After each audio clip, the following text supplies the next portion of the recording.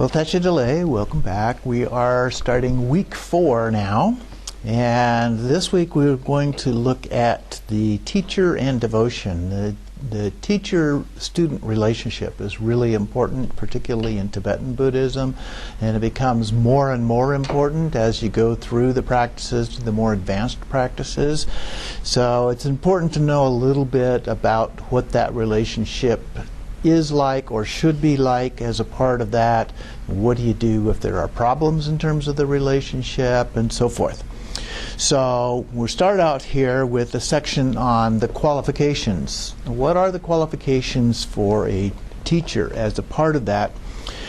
In the path of Tantra in particular, we look at the teacher as being a Buddha.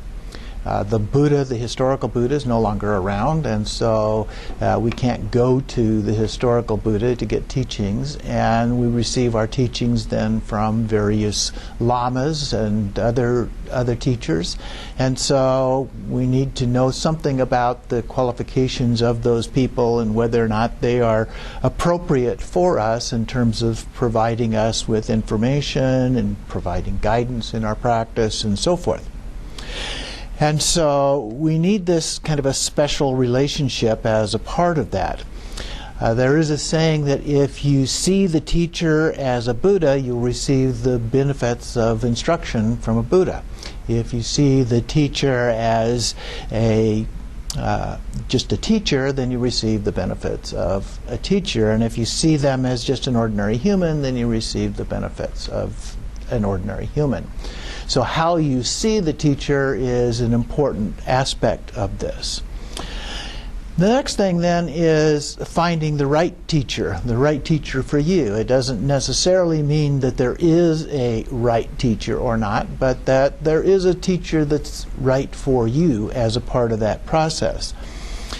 One of the issues is access. Where do we find a teacher? One of the reasons that we are here as an organization is that there are a lot of people out there that don't have access to centers that are close to them, or maybe there's only one and it's not a good fit or whatever. So one of the things is, how do you provide that kind of access to somebody? And of course today we have technology, which is very helpful in being able to do that. In January at the Kali Chakra Empowerment, the Dalai Lama said we need to learn to be 21st century teachers and lamas and Buddhists and use the technology that is available to us. And as a result of that, he also gave the empowerment online, which is very rare these days for anybody to do that kind of thing, although there's more and more opportunities for those kind of things available, but it's still not a common thing. The common practice is that it's done in person, but there is a move in that direction. So how do we know who the right teacher is for us? One of the things that has been written in several places is that in order to really determine whether somebody is the right teacher, you need to examine them and their practices and their teachings and so forth for a fairly long period of time. In fact, some of them recommend that you do that for a period of 12 years before you make a commitment to a teacher. Now that's a pretty long period of time for most of us. And so it is one of those things that we need to take sincerely. And I've seen people come into Buddhism, and the first Lama that came along and gave teachings they loved, and they just went gaga and says, "Oh, I want you to be my root teacher." Now, that's not good advice, and it can come back to bite you later on, that you've made a commitment to somebody that you've decided really isn't the best teacher for you. And so you definitely need to spend some time, go to teachings, learn from different lamas, different teachers, so that you get a little bit of an idea of what is out there and what's available and what a good fit might be for you as a part of that. A teacher in some cases is somebody who can challenge us. Now, we tend to go for people that we like, that are easy to get along with and all that kind of thing. But a good teacher is going to challenge you from time to time. And that's something that you want. You want somebody who will do that a little bit from time to time, make you question what your thoughts are, what your approach is, your practices, and those kinds of things. Now, they don't have to be brutal. There are historical examples of some that were quite over the top in terms of the way they treated their disciples. But that doesn't necessarily need to be the case in order for you to get the advantages of what the teacher might be. So you want to be careful about that. There are in the book on page 46 some examples of from various sources about what to look for. And so I wanted to just read through some of those because those are good sources. The first one's from Sogyal Rinpoche, who has gotten in trouble recently because of some things that he has done. But the advice here is good. True teachers are kind, compassionate, tireless in their desire to share whatever wisdom they have acquired from their masters, never abuse or manipulate their students under any circumstances, never under any circumstances abandon them, serve not their own ends but the greatness of the teachings, and always remain humble. So what are the appropriate qualifications? Well, in the words of my perfect teacher, written by Patrul Rinpoche, who lived in the 1800s, he says that the teacher should at least be pure and maintain vows, be learned, suffused with compassion, well-versed in ritual practices, actualized in the meaning of the teachings, generous, pleasant, teach each individual according to his or her needs, and act in conformity with what he teaches, or she teaches, what the case may be. So those are a number of different kinds of things that can be used, and I've had teachers say, well, that's a really good list. I have maybe one or two of those things. And so it's a difficult list for somebody to have all of those qualities. And sometimes if we start looking for somebody who's absolutely perfect, that gets to be a little bit of a challenge too. We may not find somebody that meets all of those qualifications, so be a little bit careful about that. But then he goes on to talk about things that we should avoid. There are certain signs that we need to be careful about. So one of those is no qualities arising from study, reflection, and meditation, or pride by the prophets and honors that they receive, or very little knowledge, or strong negative emotions, or weak mindfulness and vigilance, making them lax in their vows or samayas. Qualities that are not superior to your own and that lack love and compassion. And that last one's probably the most important of all of those. In another case, in another text, Patrul Rinpoche says that the ideal teacher is someone who is the great ship carrying us beyond the seas of samsaric existence, the true navigator unerringly charting the sublime path, the rain of nectar quenching the inferno of emotions and actions, the sun and moon dispelling darkness of ignorance. He is the earth immensely patient, wish-granting tree, the source of help and happiness, a perfect vase containing the treasure of the Dharma. He provides all things more than a wish-granting gem.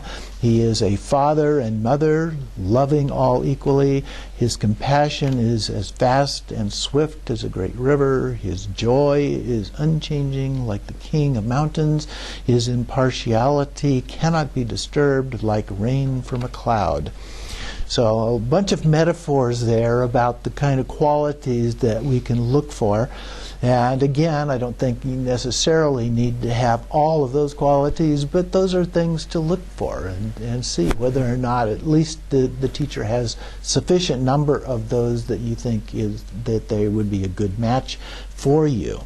And then he goes on to add, such a teacher is equal to all the Buddhas in his compassion and blessings.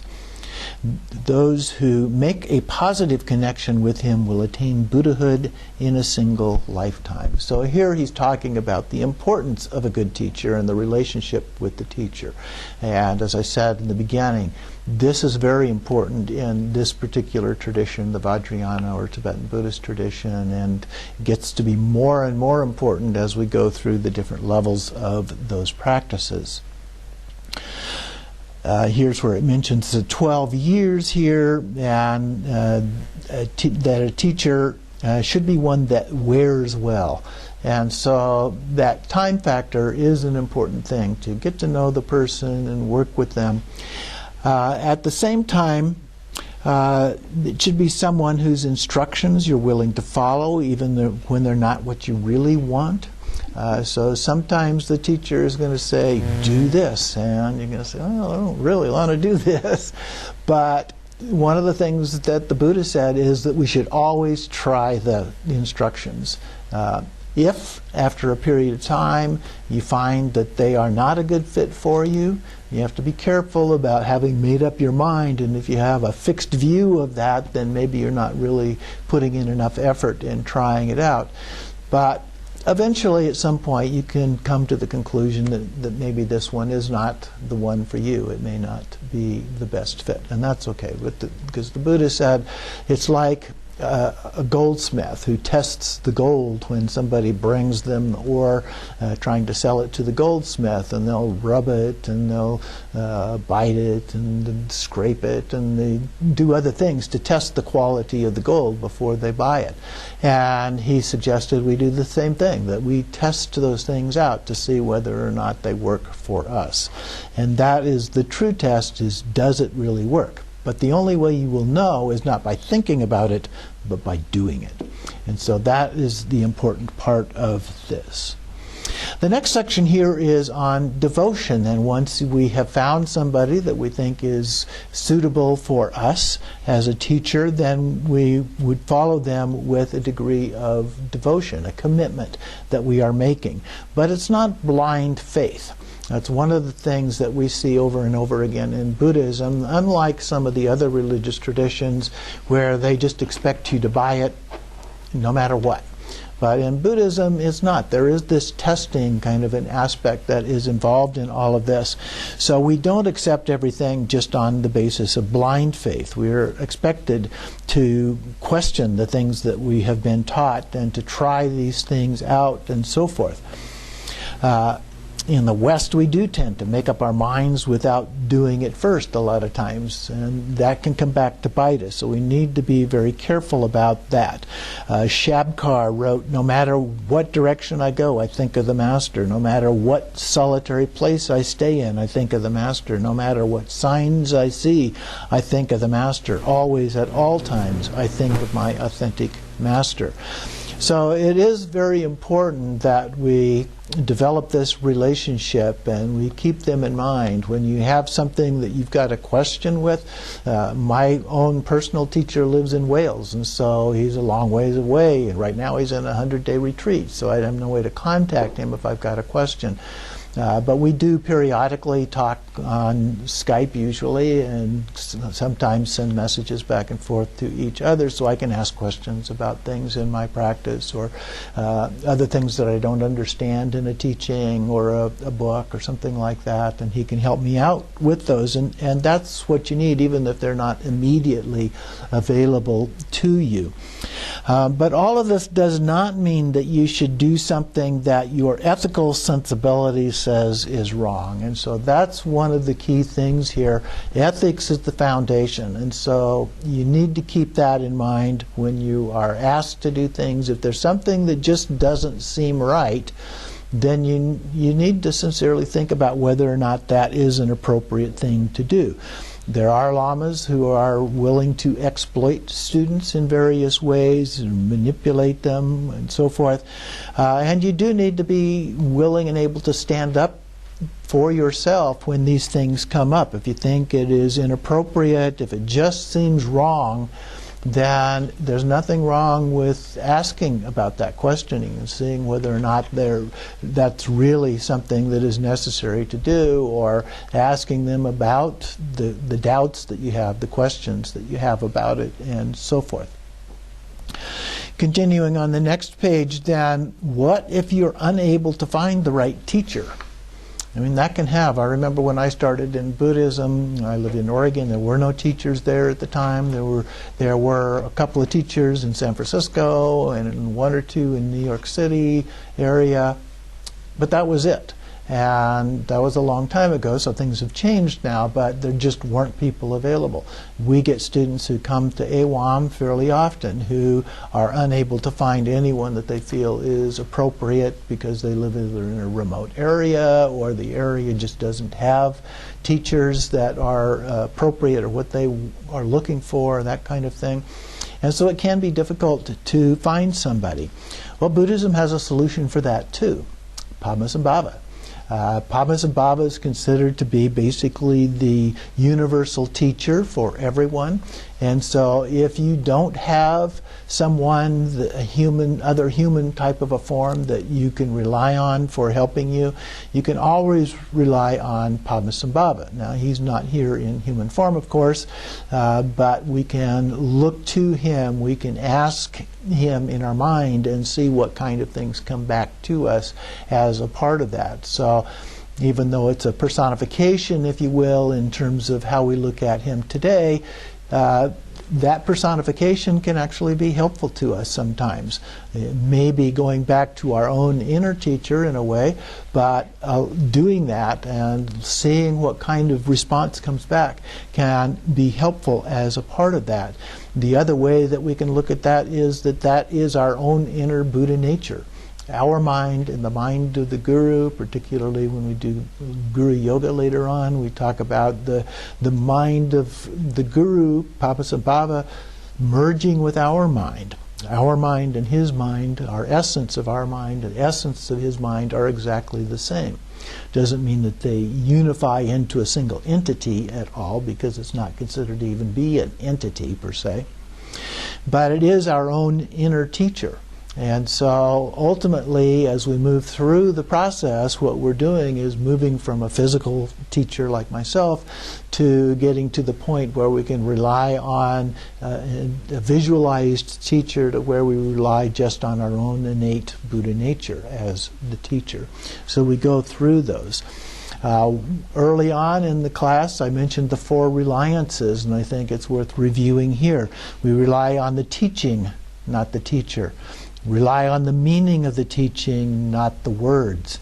Rely on the definitive meaning, not the provisional meaning. In a lot of cases, we see things that come through and they look very literal. And so what we need to do is think about what the metaphor is, or what the symbolism is involved in these things, and what is that from an ultimate point of view rather than just a relative point of view.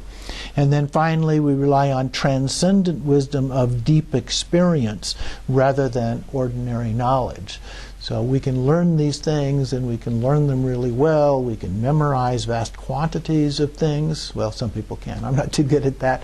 But ultimately, it's the direct experience. You need to try these things out and see what they mean in that form. And the transcending our intellectual understanding of them, but a direct experience, a gnosis of these things.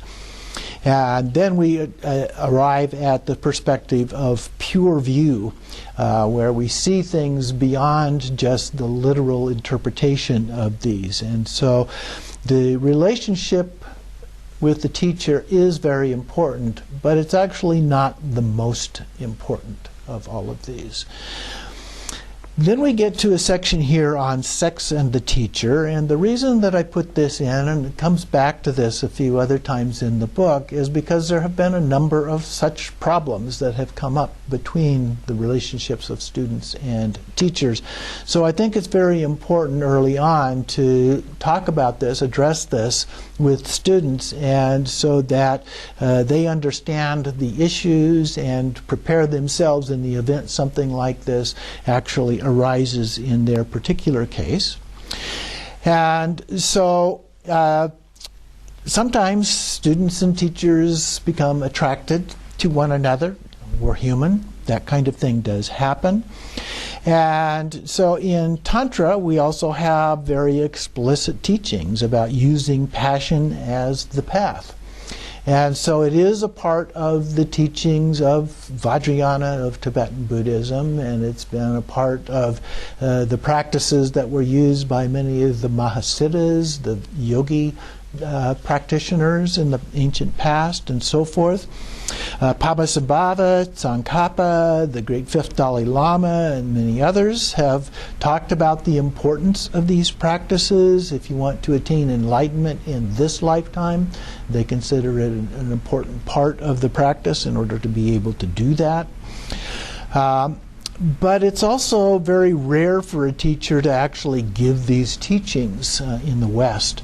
In fact, most of the lamas who are doing teachings were trained through the monastic tradition. And in the monastic tradition, for the most part, with a few exceptions, they are not taught these practices either.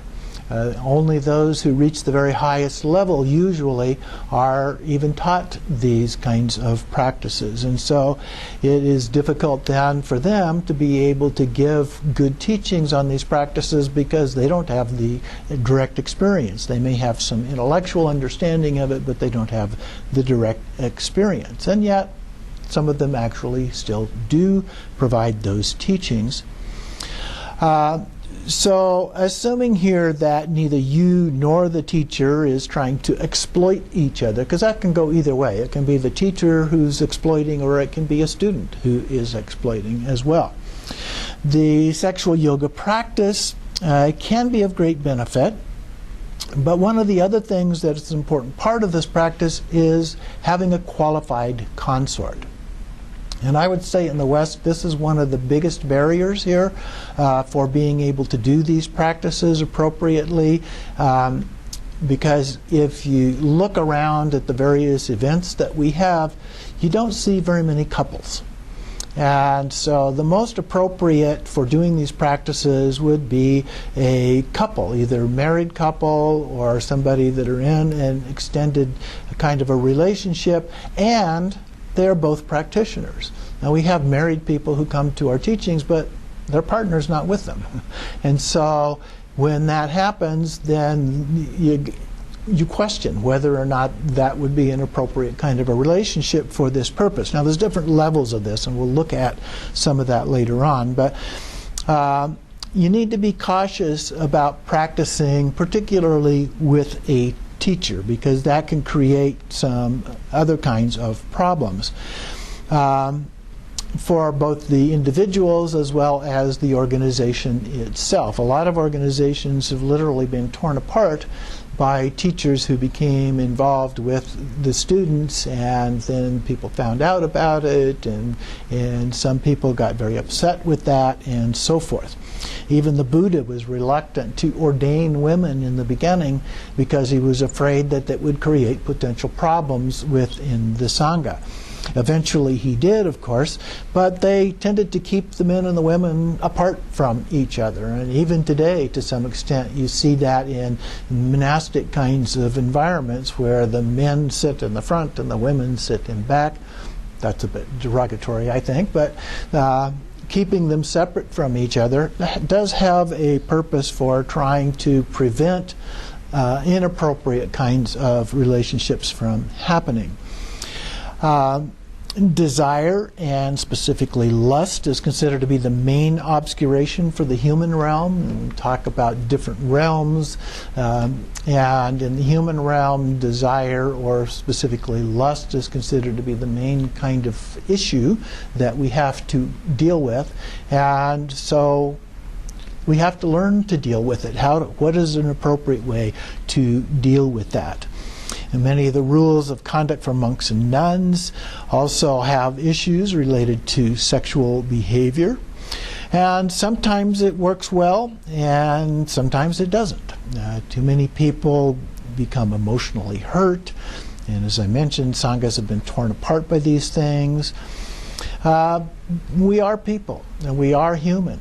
And so these things do happen, even the lamas sometimes, because they too are humans. And so that is an important part of that.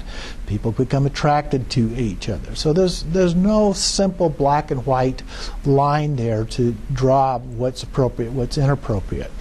On one hand, it's easy to be very prescriptive, and say just no sexual relationships at all between teachers and students. And then already, unless they're already in a committed relationship or a marriage of some sort. But this doesn't ensure that it's not going to happen. I mean, things do happen anyway as a part of that. And we are people, people have sex. And so strict renunciation may seem a bit excessive as a matter of principle. And in our culture, we tend to like our freedoms and resist prohibitions of any kind. On the other hand, it's easy to say that there are no rules. So you've got two extremes here. On one hand, you just say, no, don't do this. And on the other hand, you can say, no rules. Anybody can do whatever they particularly want to do. But that also leads to potential problems as a part of that. So we have said that organizations should have a set of rules about that, what's appropriate. And a few years ago, when some of these issues were coming up and a number of books were written about this and so forth, we as an organization had a discussion about what would be appropriate here. And we looked at, for example, the different vows within the different traditions. So within the path of individual liberation, what are the vows related to sexual behavior? We looked at it in terms of various bodhisattva vows. We looked at it in terms of tantric vows and even some of the Dzogchen positions on these things. And we had people within the Sangha who took those opposite positions, that it should be a hard, fixed, fast rule, and somebody else on the other side who said there shouldn't be any rules at all. And in the end, what we decided was that we should follow the Buddha's advice in terms of the middle way. And so rather than having a fixed set of rules one way or the other, we simply said that we should follow the vows, whatever the vows are that are appropriate, the vows that we have taken, and we need to be aware of the potential problems that can come up, and we even set up a system whereby there would be a group which would help mediate should a problem come up, and so forth. And that's a part of the tradition, the monastic tradition as well. There's a confession of any violations, not just sexual, but any violations of the monastic rules in front of your peers, and then making a recommitment. There are some that are more fixed, that you get kicked out of the monastic tradition if you violate them, but generally speaking, you can recommit and take those vows over again and so forth. But we have something similar in our own organization should some of those things come up.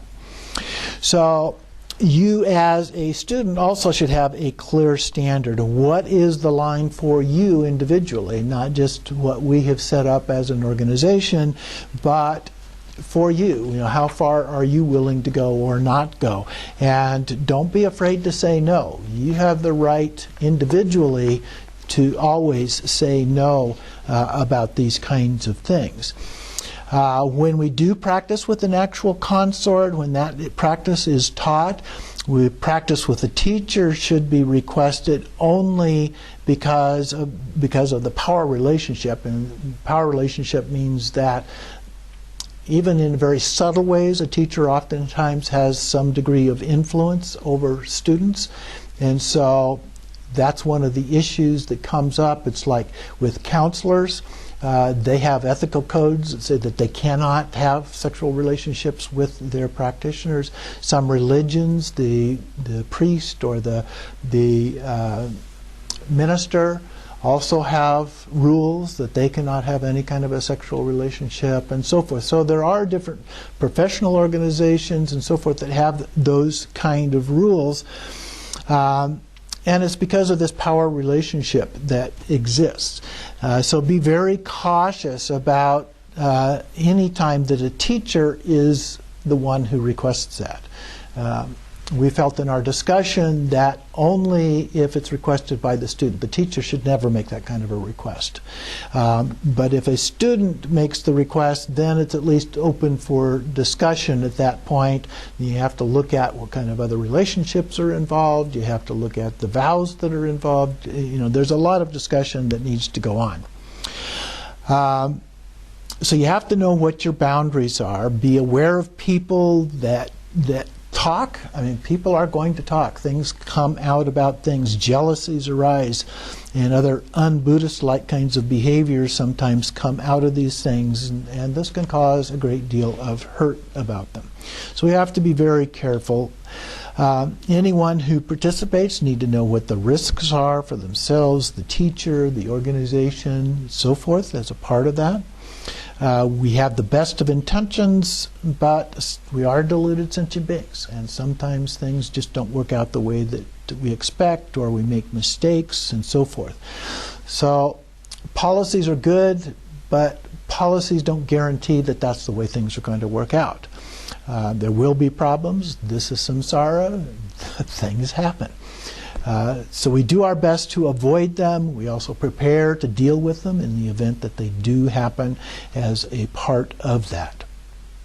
So that's kind of an overview of that as an issue. I think it's an important one that we need to be aware of as a part of our relationship with teachers and with other people within the Sangha as well. And then we talk about signs of devotion. How do we know whether we're doing the appropriate kind of thing here? Well, there are some lists, and we'll start finding these as we go through the book. There's always lists. In Buddhism, there are lots of lists about things. But these are some things that give us an idea about the degree of devotion that we have. So, for example, prostrations. One of the signs is that we stand up when the Lama enters the room. If the Lama is already there, then this one wouldn't necessarily apply, the first part, standing up. And we stand until they are seated, and then we can sit down. Now, sometimes they'll tell us just go ahead and just sit down right away. And then the Lama, often when they enter, will prostrate 3 times, and then we wait till they do that and sit down. As soon as they sit down, then we prostrate 3 times. Now, we've tended not to do that. We do stand up when the teacher comes in, and when we have an invited teacher, we usually will do prostrations if there's room and we're able to do that. Sometimes you just do your refuge without actually prostrating because there's not enough room for everybody to do that. So we do a symbolic representation of that in some cases. In terms of the view, the beginners see the Lama as just another person. The middling practitioners see the Lama as a Lama and one to be respected, showing appreciation for the teachings. And advanced practitioners tend to see the Lama as a Buddha. So again, that's a sign. How are you viewing the Lama? Are you viewing them as just another person, or are you viewing them as a Lama, as a respected teacher, or are you viewing them as a Buddha? In terms of practices, beginners tend to commit to following the Lama's instructions sometime down the road. I don't have time today, but someday I'll get around to doing it. Middling practitioners follow all of the teachings to the best of their ability. And advanced practitioners do the instructions and even more. So they may add an extra. If the Lama says do 100 of these or 1,000 of these, they'll do that, and then they'll do another 10, 20% or more, or even double or triple those. So they're always trying to exceed the expectations of what are asked. And many Lamas are fairly gentle with us in the West in terms of the expectations. They don't require the number of different kinds of mantras and so forth that typically would be asked to do if we were practicing in Tibet or India or something like that. They know that we are very busy, that we have jobs, we have families, we have other kind of things, and as a result they tend to go a little easy on us. On the other hand, we tend to be well educated, and so from a knowledge point of view we can understand the teachings very well right from the start, and so we have an advantage of that. But the downside of that is that we go a little weak on the practice side of things sometimes, and we tend to focus more on the intellectual aspects of it than on the practices themselves. And you really need to have a balance between those two things. If you don't do the practices, then the teachings are really not going to be that helpful to you. And then finally, in terms of transmissions, a transmission is something that a Lama does to read a text to you.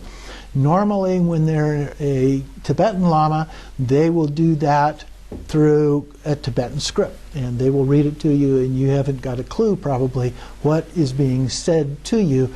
But that's not really the important part of that. It's that you have received this instruction, this heart instruction, and so then you have that. And there are three parts of how that is usually done. The order can change a little bit. Different ones do them in different orders. But usually first it's an empowerment. There's not an empowerment for all things, but there are empowerments for a lot of the practices. And so they will give a formal empowerment of that, and as either a part of the empowerment, because sometimes they're merged together, or separately they will do the oral transmission of that. So you've received both of those. And then the third thing, which is not given as often in my experience, and sometimes is given separately, are the instructions for doing the practice. Sometimes they don't even give you a copy of the actual practice to do, and quite often they don't give you the instructions on how to go about doing those. So you have to sometimes find those yourself. And that I think is unfortunate, because in order to do the instructions we really need the sadhana when it's a sadhana-based practice, and we need the instructions on how to do those. So in this case, for receiving the transmission, a beginner may complain because they don't understand and they don't know why this is necessary to do that.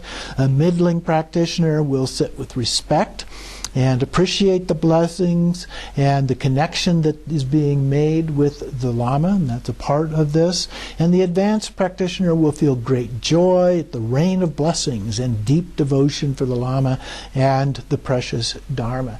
So there's just different levels as you go through these different signs of devotion on what level are you at in terms of all of these together, and how far advanced are you as a part of that. And as we continue to study and practice and so forth, those things tend to come naturally. It's not something that you have to do or push yourself to do or anything like that, but it's just a natural evolution that we tend to go through. The more we practice, the better we get to know the Lama and so forth. Now, in the West, another thing that tends to happen is that we don't have a lot of time with one particular Lama. I was quite fortunate to be able to do that for a long period of time, but many people don't have that. We have visiting Lamas that they come in for a few days, or a week or something like that, and give some teachings and they're off, they're gone. And so we don't have the opportunity to spend a great deal of time with them.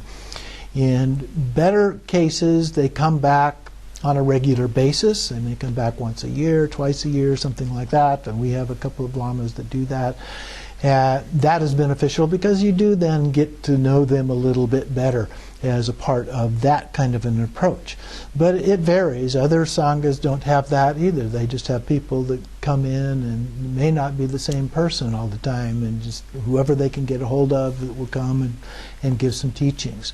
So we are at least partially fortunate in that we've got lamas who come and do that as the teacher, resident teacher for the organization. I'm here on a regular basis, and so that can be helpful to the extent that I'm able to help, doing the best that I can do. So those are the kind of things that we need to take into consideration as a part of all of this. So those are our teachings for today.